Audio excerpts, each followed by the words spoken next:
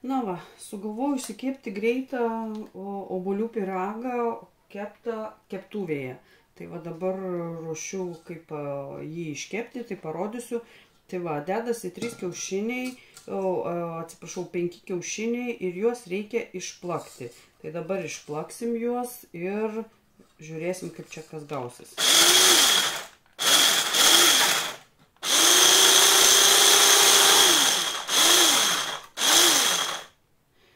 Na va, kaip matot, gavosi išplakti kiaušiniai ir pilam cukraus.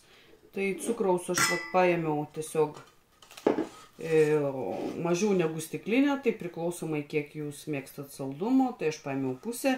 Jeigu norite, imkite visą stiklinę cukraus ir tiesiog taip pat išplakti su kiaušiniais kartu.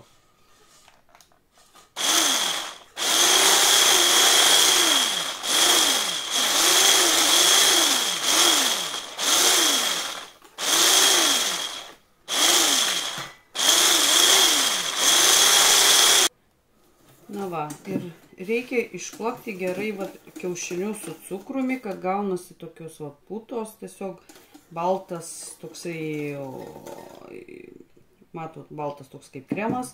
Ir dabar pilsiu vanilinį cukrų dėl kvapo, 10 gramų, tai čia yra 20 gramų, tai pilsiu pusę pakelio. Tai va, pusę pakelio įpilu. Na, tiesiog galite pilti tiek, kiek turite, vien tik tai dėl kvapo ir vėl gerai išmaišom.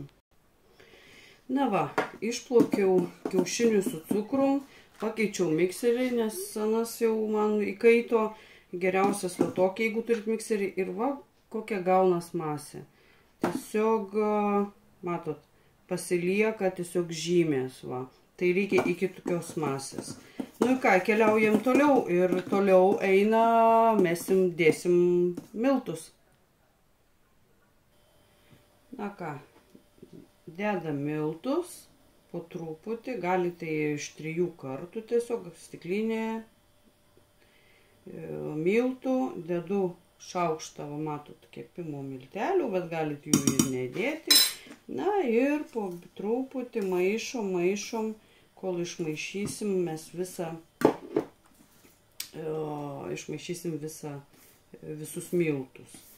Nu ką, kai išmaišysiu, kad būtų be grumuliukų, pasėmiau šluotelę tiesiog nuo mikserio ir dabar atsargiai tiesiog maišyti tą purę masę kiaušinių ir išmaišysim.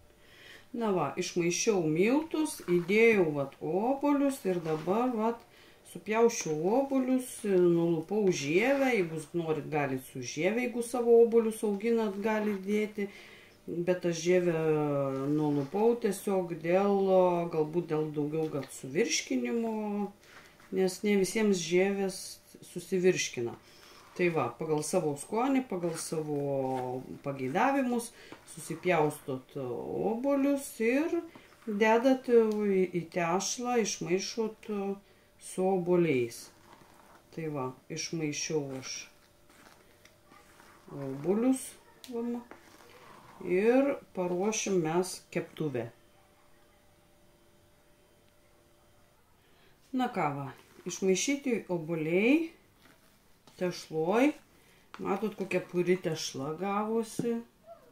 Tiesiog nuostabiai išsiplakė kiaušiniai, atsargiai išmaišom ir aš paruošiau keptuvę. Va, į keptuvę įdėjau truputį, ištepiau su riebalais su aliejum, tiesiog įdėjau aš popierių dėl orkaitėse šitą popierių. Jeigu kas turi tokią keptuvę, kur išvis nekimba, galite jokio popierio nedėti, tiesiog tešlą supilti į pačią keptuvę ir be jokių šitų popierių. Tai va, tai ką, dabar eisiu supilti viską į keptuvę. Na va, supyliau viską į keptuvę, kaip matot, ir dabar dėsiu ant karštos mažos ugnies dujinės. Ir ką prieš tai dar pamiršau pasakyti, kad kiaušiniai turi būti kambario temperatūros, nedėkite, neplakite, nedarykite ką tik ištrauktų iš šaldytuvo kiaušinių. Todėl nesigaus jums tokia puri masė, vientisa, graži, nes bus šalti taip, kad būtų kiaušiniai kambario temperatūros.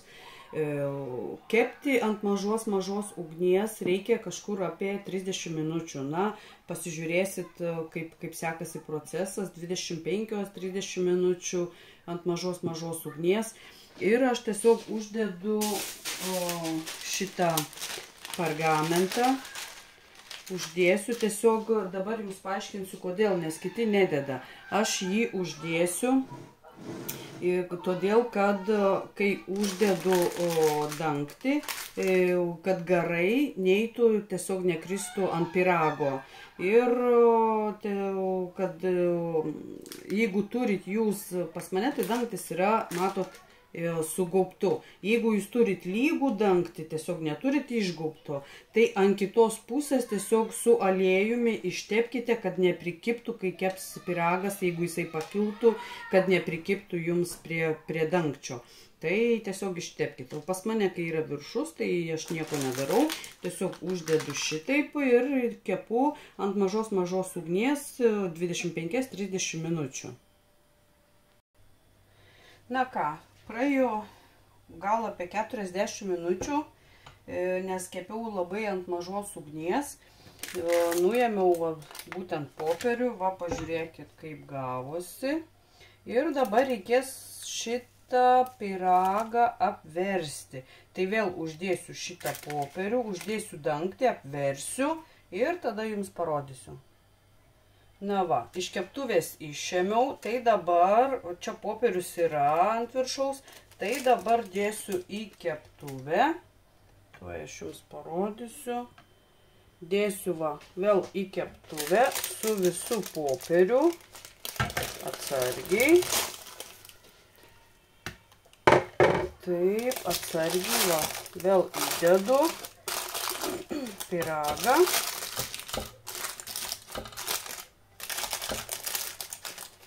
Labai minkštas, labai purus. Ir uždėsiu dangtį. Dar pakepsiu 10-15 minučių. Ir tada žiūrėsim. Laukiam.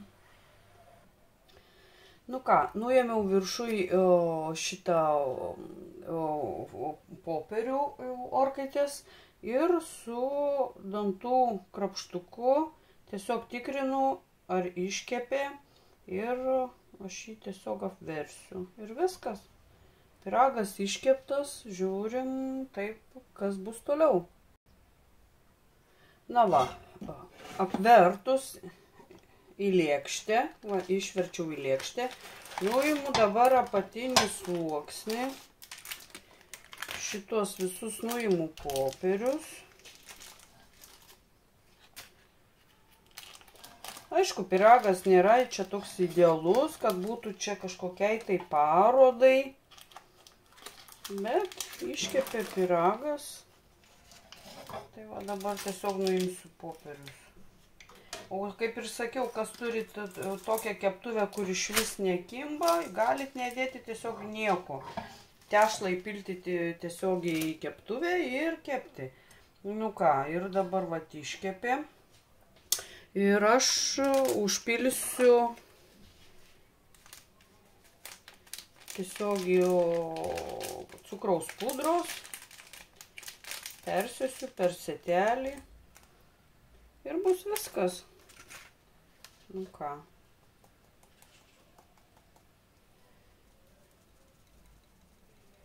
Ir visiems bus skanu.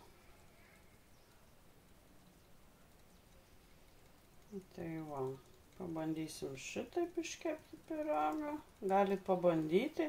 Jeigu jūs kepat namie irgi savo pyragus, tai tiesiog aš norėjau parodyti, kad keptuviai taip pat galima be orkaitės išsikepti ir duoną, ir pyragus, ir panašiai. Tai va, nu ką, lauksiu, kol atvės. Ir tada ragausim. Nu kągi, pyragas, kągi, visiems ir skanaus. Vis dėlto nusprendžiau atpjauti, pažiūrėti, koks tai pyragas. Ir, nu ką, pabandykim pažiūrėti, kas viduj, kaip viduj. O, pažiūrėkit, kaip tiesiog pyragas va, iškeptas, obuoliai, tiesiog pasakiškai atrodo, minkštutėlis, bus tiesiog smagu ir skanu paragauti. Kągi, na dabar jau tikrai visiems skanaus.